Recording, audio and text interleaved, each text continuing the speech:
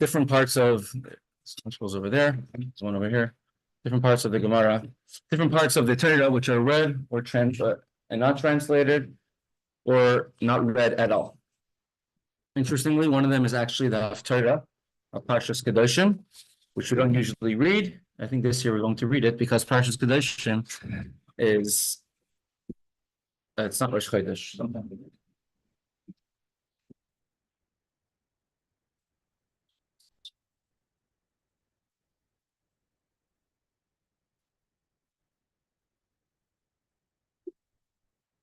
Okay. Holding here in the Gemara, Daf Mesechta Megillah, Daf Chaf Hey Amud Beis. Hoidas Yerushalayim. So if you see on the screen, you've had the Gemara in front of you. Hoidas Yerushalayim. This is about this is the second wide line on the page. Daf Chaf Hey Amud Beis. This is a Haftarah in Yecheskel. It's a Teichachah. It's a admonishment of the Jewish people, saying all the sins of Yerushalayim. Hashem tells Yecheskel, let the people of Yerushalayim know of its sins. Now, Yecheskel was actually in Bavel. His prophecy took place not when he was in the Holy Land, but Hashem lists off several of the sins that the people of Yerushalayim did and why they deserved their punishment of going into exile. The Brisa, which we quoted, said that this particular Haftarah, which speaks about the sins of Yerushalayim, is read and it's translated. The Gemara asks, Pshita, obviously, why would I think different? The Gemara answers, La fukim midi Rabbi Eliezer, to exclude the opinion of Rabbi Eliezer. And the Gemara will give an anecdote, which happened. Very Chassidish anecdote. Tanya, we learned in a Brisa. Rabbi Maisa ba'adam echad, shehaya korei l'mayla me Rabbi Eliezer. There's a story that there was one time a person who was reading the Haftarah, Masam Parshas Kedoshim, and above Rabbi Eliezer. What does it mean above?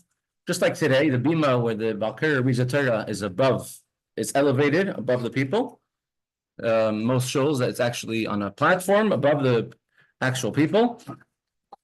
And Rabbi Eliezer was on the bottom, so he was listening to the person reading the Haftarah, and he read this Haftarah of Ben Adam, son of man, tell the people of Yerushalayim all of their sins that they have done. Amar Loi, he answered back to him. Rabbi Eliezer got very upset. And he says, how could he speak negatively about the Jewish people? Before you speak negative about the sins of Jerusalem, go look at your mother's sins. Look at what your mother has done, and go check your yichus, so check your lineage to see if everything in your lineage has been done in a legitimate Torah-approved manner. And they went and they searched after him, and they did some investigations. And they found him to have a stain of illegitimacy. As it says that those who are illegitimate, those who don't have proper yichus, they have a trait of chutzpah. So he was illegitimate. He was a mamzer. He's a partial mamzer at least. So therefore, the Brisa tells us that even though you might think the halacha should be like Rabbi Eliezer, thank you, Eli, which Rabbi Eliezer says that you should not read. Rabbi, I don't know if you can hear me, but there's no sound at all. No sound at all. I've got it here. Could you hear the sound? I can hear you, Mr. Minsky. Can anyone else hear me? I hear sound. Yeah. I don't know, but I mean, it seems to me that to be working just from everything else. Hey, shliach. When I was in yeshiva in Toronto, a story happened about a year or two before I came. There was an elder chassid in the yeshiva. His name was Mendel Aranov. And there was a certain student in yeshiva, came from a Russian family, he was about tshuva. And he always had trouble following the rules of yeshiva. He was learning Chassidus during the time of Gemara, learning Gemara during the time of Chassidus. And sometimes mouthing off, saying things in a chutzpahdik way. And it was by a Fabringen, this elder chassid, Mendel Aranov, and he saw this boy and he says, you should check his lineage, check his yichus. And they checked and they found out he wasn't really Jewish. His mother's father was Jewish, but his mother's mother was not Jewish. So, yeah, someone who's overly chutzpahdik, it says you have to check, perhaps they have a chashash, they have a possibility that they don't have a proper yichus. There's a story of Rabbi Menachem Gerlitzky. He's in Crown Heights. He runs Kollel Eretz Hatzvi of Crown Heights. And he makes many programs in different Torah classes, Shiurim, in many different senior living places, old age homes. And one time we went to a certain place, and there was one old man over there, and he said, and he was a Jewish man, and he said, "Oh, you're Lubavitch.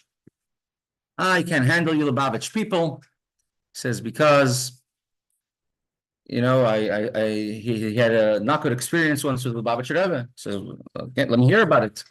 And he says one time, he had a son. He says, son's Jewish, and his son was going out with a non-Jew, the shiksa. And so he was desperate, didn't know what to do with himself. He went to the Rebbe, and he asked the Rebbe for a bracha, and the Rebbe gave him a bracha, and the Rebbe says, everything will be okay, not to worry. And his son married the shiksa, his son married the non-Jew. He says, "Oh, Lubavitch, you put so much power in the brachas of the Rebbe, and look, my son married a non-Jew." So Menachem Gerlitzky obviously understands that if the Rebbe said so, there's more to the story. So he says, let me hear some more, tell me about your wife, tell me about...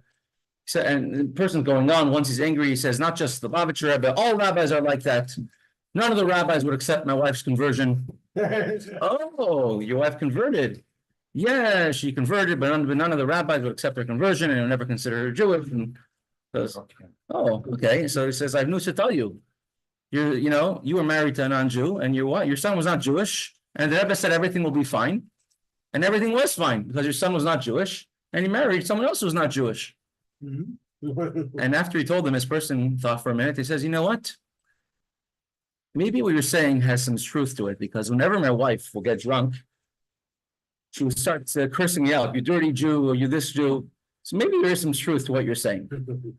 And so it's a very, important thing, a serious thing, to check a person's yichus. And the Rebbe, of course, spoke many times, and never to speak negatively about another Jew.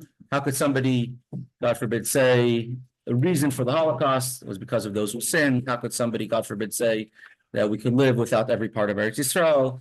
How could he say about other Jews that they're of Avodah Zarah, that they serve idols? And of course, we have many examples of that.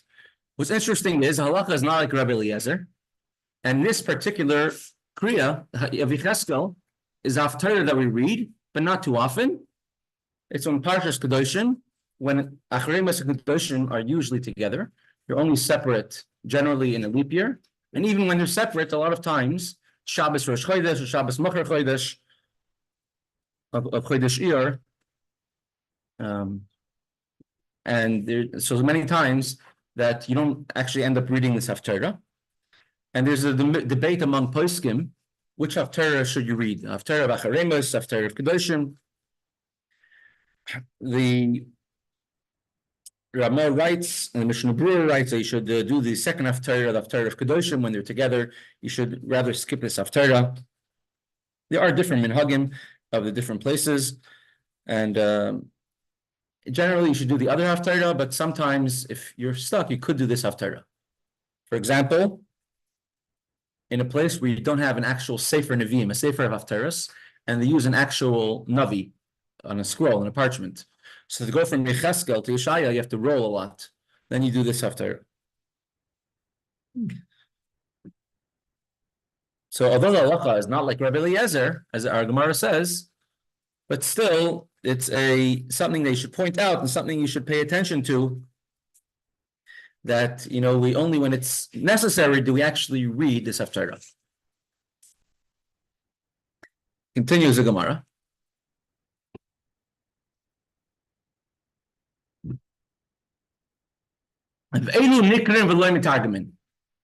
These sections are read but not translated. And the Gemara and the quoted a Brisa, Tosefta, which gave us a whole list of parts of a Torah which are read and not translated. And the first one was the Maaseh Reuven, the story of Reuven. Nikra v'lo mitargim. It is read and is not translated. What's the story of Reuven? It's all of half a pasuk over here on the screen. Pasuk Chav Beis. It says, "Vahi b'shkoin Yisrael be'eretz hahi." When it came to pass that the Israel, it means Yaakov, lived in that land with his sons. Vayelech Reuven, and Reuven. This is right after Rachel died. And Reuven went, and it says, "Vayishkav es bila pilegesh aviv." You see, there's two trup on the words because either it's the end of a pasuk or it's middle of a pasuk. It says he went and he lay with Bilhah, his father's concubine. Vayishma Yisrael, and Yaakov heard about it. Vayivnei Yaakov shnei maser, and the sons of Yaakov were 12. So you don't translate this one pasuk, this one verse. I brought up here on the screen. Here is actually you could see a little bit different. Here is this pasuk, this verse in the Torah, the way it's written. It says, "Vahi b'shkoin Yisrael b'aretz hahi, vayelech Reuven mishkav es bila pilegesh aviv." The last words on the column, correct? Next page. Vayishma Yisrael, and Yaakov heard.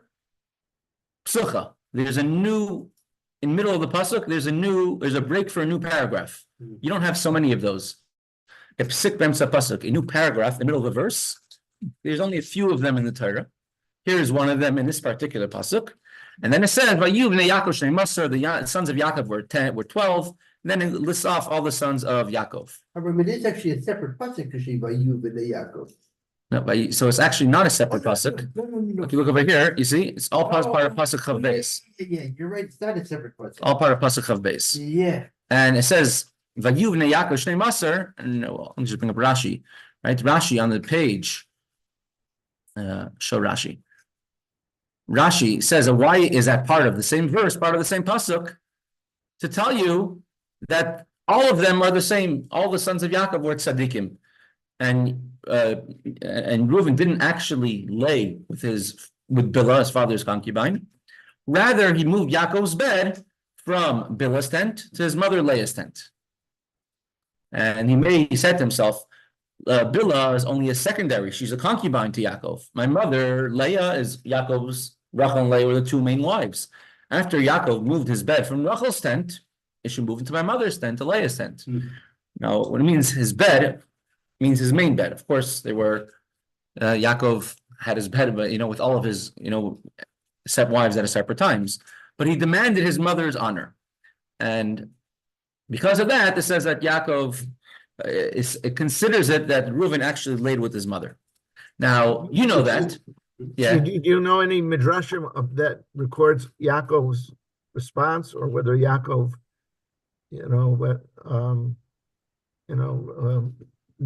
moved the bed back to Bilhah? Is it Bilhah?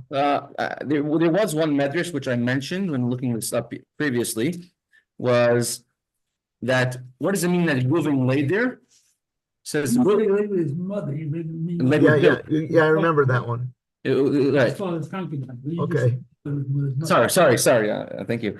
He laid with his father's concubine, right? It says that he made sure to be in the room so Yaakov couldn't have relations, and therefore, Yaakov's sons were 12. He couldn't have any more children afterwards. But that's a pirush. I don't remember who it came from. Who exactly? Maybe after moving the bed, he was tired, so he laid down in the But bed. he gave me some good homework to do in meditation. He was over 130 years old. What? He was over 130 years old. Who, Yaakov? Yeah. Right, but also Yaakov saying he only started having children at the age of 93, right? Saying the sons of Yaakov were barely 12 years old, 12, 13, 14. They were all, they didn't even, the story was Shem didn't happen, and Shimon and Levi turned 13, right? Shimon turned 13 on that day. Fine. Continues the Gemara. Is an anecdote about this idea. Umayse be Rebbe Chanina ben Gamliel is a story about Rebbe Chanina ben Gamliel. Halach le Kabul. He went to Kabul. Which Kabul? This is where I had a little fun in my preps. Which Kabul? This Kabul over here. That's a Kabul most people know about. Yeah. Right? This is a street scene in Kabul. Not this Kabul. These are all pictures taken from Kabul. Not with these guys. This is a Kabul police force training how to, hold weapons without weapons. Kabul is a city in Eretz Yisrael. You see in Yeshua, this is chapter 20, near the end of Yeshua, chapter 19. Yeshua is dividing the land between all the Shvatim, all the tribes, and in the area of I think this is done. No, this is Asher, and Asher went El Kabul, Mismo, and it went to Kabul. Kabul is a city. Where is it? No, Kabul is a city. Well, that too, but the Kabul here in the Gemara is a city here in Eretz Yisrael. You see where it is? It's near Haifa, near Carmiel, near Naria, Aker, Tzvas. Akko is Zachary, yeah. So this is a city called Kabul. It's an ancient city. You see it's here mentioned in the Gemara. There's a Mesechta over here, which says a story about the son Hillel and Yehuda, the sons of Rebbe Gamliel, went to Kabul, and the people over there honored them by pouring wine in with pipes and oil. So it's, over there it's saying how it's not a form of avodah zarah. It's not from Darkei Amodi. There was a big Tana there named Zakai, Josephus. He had his headquarters there in the city of Kabul, and he was fighting against the Romans. Romans totally destroyed the city. He ran away. He set up a new center over there in the city of Kabul, and it was destroyed 1 year before the Churban, or 2 years before the Churban Beis HaMikdash. Kabul was destroyed. He was captured, and that's when he turned over to the Romans and became a historian to say what happened. So right now, currently, Kabul is in Eretz Yisrael. It's the land of Israel. It's populated only by Arabs. About 10,000 Arabs lived in the city. During the War of Independence, there were about, I think, 180 Arabs. I think I put it on the screen. This is what Kabul looks like today. About 10,000 Arabs. You see the mosques over here in the city. I mean, actually, it's in the Galilee, and the majority population of the Galilee is actually Arab. Interesting. Yeah. All right. What do they call it? They call it. And they found this city. Ancient Kabul is right next to this area of Kabul. You call it Kabul now? Yeah, it's still called Kabul till today. Kabul, Israel. What Kabul means, one says it means Kabbalah. I remember one says it means those who don't please the people we don't like. Right, so this is the city of Kabul, right over there, near Carmiel, Naria, up in northern Eretz Yisrael. Okay, that's the city of Kabul. Could X out all of these. Yeah.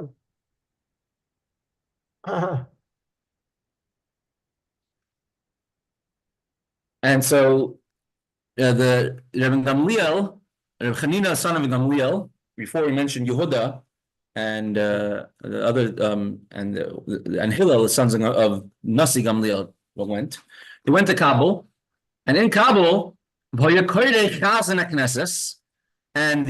Chazan, the Shamash of the Shul, was reading Vayihi b'shkoin Yisrael, and it came to pass when this pasuk, when Yaakov lived in the land, and he told the translator, "Hafsik al tatagim, stop, don't translate over here.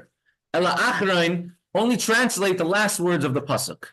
So back to over here, it says, don't translate the first half of the verse from here till Vishma Yisrael. And it came to pass when Israel was in the land, Reuven went lay with Bilhah, his father's concubine, and Israel heard of it, and the sons of Yaakov were 12.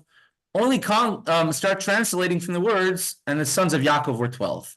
Because many people who don't know any better are going to hear the translation of the words. And if you just read the translation, and you don't read Rashi, you don't read the Midrashim on this, you can have a very misinterpreted understanding of this entire pasuk, this entire verse. So only translate Vayu v'nei Yaakov shnei maser, and the sons of Yaakov were 12. V'shibchuhu chachamim, and the chachamim praised him. Rashi says over here, we brought here, that since the words Vayu v'nei Yaakov shnei maser starts a new paragraph in the Torah, so therefore, if you start translating from there, it doesn't seem anything is off. It makes total sense, and that's fine. And the Chachamim agreed with Rabbi Hanina. Nowadays, this is not really an issue because we don't translate the Torah simultaneously, pasuk by pasuk, verse by verse, at any rate, when we learn.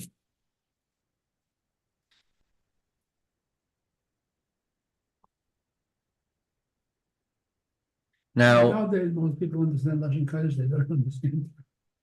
correct, yeah. Not so many people understand Aramaic nowadays. Also, in the World War of 48, the Israeli soldiers over the radio, they didn't have any kind of interpretation. Interesting. They used to talk in Targum to the Arabs who shouldn't understand. Interesting. And I guess they knew Targum. The Israeli soldiers knew Targum because they learned in Cheder. Very interesting. The Sfas Emes first got a Rebbe, second got a Rebbe. Chidush Harim was the first one. Sfas Emes asked a question that seemingly, why didn't we say this in the Mishnah? How come we only saying this over here? Our Mishnah also said that the story of Reuven Nikra v'Lam Targim. So he answers that over here we want to bring a story. The story, and once you have a Maisa Rav, it's a much stronger proof than just saying the halacha. Continuing the Gemara. Maisa Egel Hasheni Nikra v'Lam Targim. The Egel, right? The Parashos Kisisa chap, we say these in the middle of Sheni, beginning of Parak Lamed Beis, chapter 32, says what happens when Moshe Rabbeinu was on the mountain, the Jewish people are waiting for him, and you have the sin of the golden calf, all the way through verse 30. Aaron saw what happened, he built a Mizbeach, says Chag Hashem Machar, a golden calf came out, and you have everything that, through verse, 1 through 20. And Moshe Rabbeinu came down the mountain and he got angry. He broke the luchos, he broke the tablets, he crushed the golden calf, made it into dust, put it in water, and made the Jewish people to drink it. And those who served the golden calf died. Moshe told Aaron, verses 21 through 24, or 25 rather. This is called Parshas Egel Hasheni, the second part of the Egel, of the sin of the golden calf. And Moshe tells Aaron, what have you done? And Aaron says, please don't get angry. You know the people are disposed towards evil. And the main words that Aaron said, which we don't want to translate, is Aaron telling Moshe what happened. The people came to me, he says, make us a god or a judge. And I told them, who has gold? Give it to me. They took off their gold, they gave it to me. I threw it into the fire. He didn't say, I made it. He says, and this calf came out. Now, how did it come out? We know the story that Micha went and he threw the shard into the fire, which says, Alei Shar, make an ox, and an ox came out. And with magic, they made it come alive and start talking. The actual meaning of the words could be misunderstood. Vayetze egel hazeh, and this calf came out, could sound like it had its own individual power, and it was able to come out by itself. Vayetze egel hazeh. So we don't read this entire portion because it's possible to sound like that it had its own power. The beginning, it talks about the Jewish people sinned. Here, it pins it more on Aharon. It says the Gemara,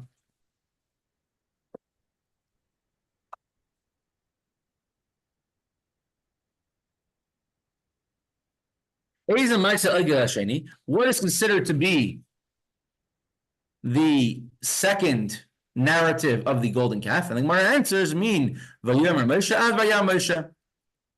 As we said from verses 21, Moshe said to Aaron, what did they do? Through verse 25, and Moshe saw what happened. It's interesting. It seems like Aaron was actually trying to hold them off from doing something. They said they could actually got him go, so they didn't get the Avera. Aaron says tomorrow will be Chaim Hashem, but then it went haywire because they actually worshipped the calf. Correct. Let's see. So when Aaron is retelling the story to Moshe, that part we don't translate, because people could think that the golden calf, came out by itself, and it's not honorable for Aaron to say such a thing. That Aaron could say that the golden calf came out by itself. And in addition, if it's something, Aaron does not need a kapara, an atonement, because Aaron did not do anything wrong. So the other answers that we gave, that we could speak about other people because it's an atonement, a kapara for them, when you mention what they did, does not apply to Aaron.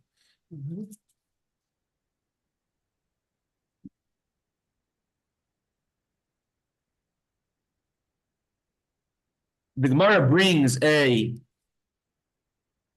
brisa, which from there we see how you should be very careful what you say, how people should not misinterpret what you say.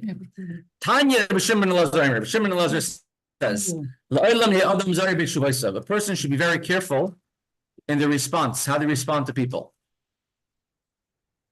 From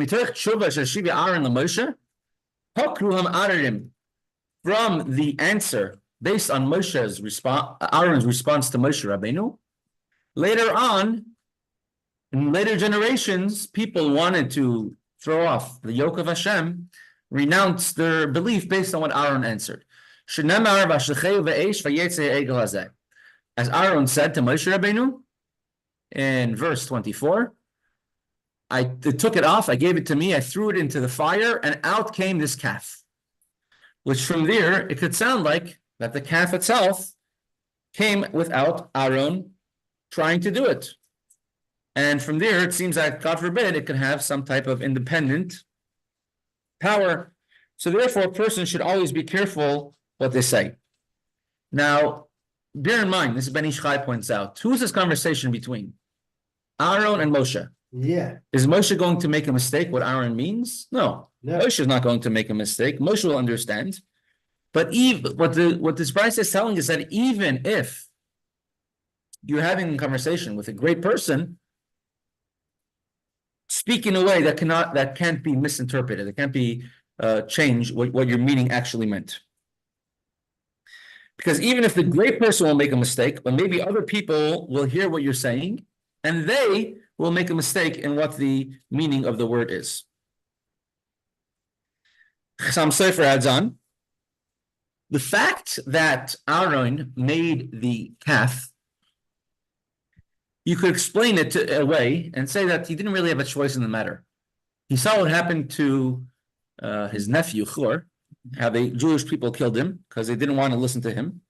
Making avodah zarah, making an idol, it's not one of Yared Val Yaver. It's not one of the 3 cardinal sins where you have to give up your life for.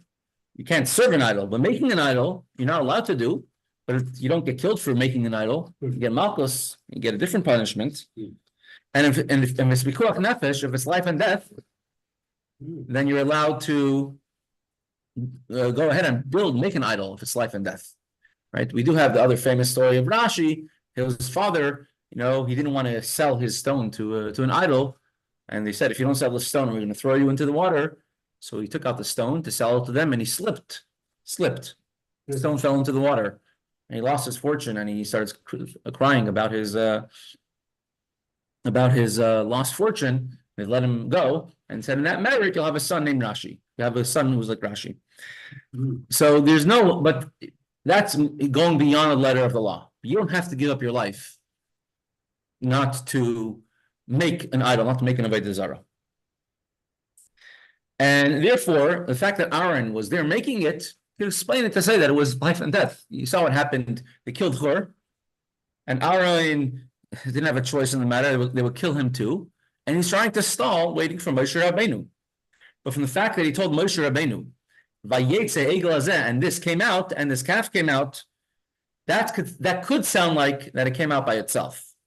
And that could have a problem that people can make a mistake. And even to a great person, when you speak, says you shouldn't speak. When you speak to someone who's very smart, you don't have to say the whole sentence. They can understand what you're trying to say. But still, the Gemara is telling us that it's worth it to say the entire sentence. You should be careful, even if it's not the usual way of talking. Where do we see that in the future generations? Those skeptics renounce their beliefs. Where do we see that? Marat Chayes asks. And he says, by Yeravam ben Nevat. Yeravam ben Nevat was a king of Yisrael. And he was very jealous of the power of the kings of Yehuda, how the Beis HaMikdash is in the portion of Yehuda, and Binyamin, and everyone's going to them, and basically nobody is looking to him as a supreme authority. So he made he went back to, he started communist Russia. You weren't allowed to leave his kingdom, and he made guards to make sure nobody could go to Yerushalayim. And people said, "You want to go to the Beis HaMikdash?" He said, "Fine, I'll build my own Beis HaMikdash." And he built a large temple, and he made golden calves over there, and everyone could come and serve these golden calves. And with time, it became the norm among the Jewish people. And where could such a mistake come from? This was similar to the golden calf that the Jewish people made in the desert. They didn't understand, they didn't learn the lesson from what happened in the desert with the golden calf. And perhaps you could say, why not? You saw the Jewish people were punished in the times of the Midbar for serving a golden calf. But the fact that they could interpret, Yeravam was a Talmid Chacham, was a tremendous Torah scholar, and he could explain, you see that Vayetze Egel Hazeh, and the calf came out, which seems that it has a spiritual type of life and power into it. And from there, that's where the mistake came out. And we're going to have very soon, Mitzvah Hashem, a little bit more about this whole idea about how do you refer and talk to avodah zarah, those who serve idols, about idols. Could you make fun of them?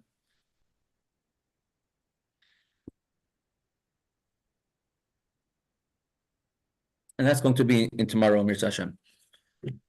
Yeah, so I think we're going to pause over here. The next Gemara is going to speak about another surprising place where you don't translate, which is by Birchas Kohanim. You don't translate Birchas Kohanim, all the great blessings, and why?